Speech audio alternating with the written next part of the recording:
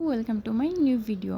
তো আমি বই নিয়ে কই যাইতেছি, আপনাদের মনে কিন্তু প্রশ্ন থাকতে পারে। আমি বই নিয়ে যাইতেছি পরীক্ষা দিতে। কী কারণে পরীক্ষায় বই নিয়ে যাইতেছি এটা পরে কইতেছি। তো আমি একটা খালি অটো দেখে ওইটা বললাম। আমাদের অনার্সের দ্বিতীয় বর্ষের ইনকোর্স পরীক্ষা শুরু হয়েছে।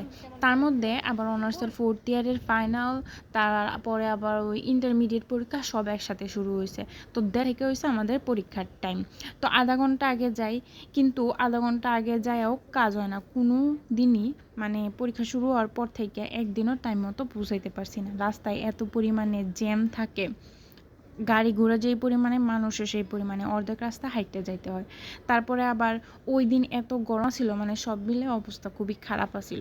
তারপর আমরা পরীক্ষা দিতে গেলাম, পরীক্ষার আবার সিট চেঞ্জ করছে, হল খুঁজে পাই না কেউই, সব পোলাপান ঘোরাঘুরি করতেছে। অবশেষে পায়া বইলাম। মশায় কামড়ায় এই দিন একবারে অবস্থা খারাপ করে দিছে।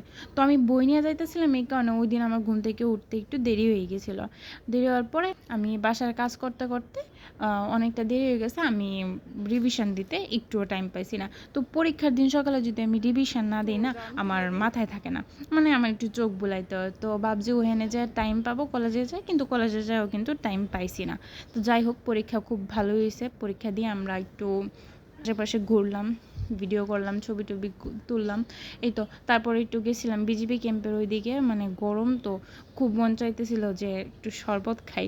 বিজিবি ক্যাম্পের এখানে এমএল ভাইয়ের দোকানের শরবতটা তো আবার খুব বেশি ভাল লাগে আমার। তো গেলাম ওইখানে, ওই যে ইমন শরবত বানাইতেছে, আমি এটা একটু ভিডিও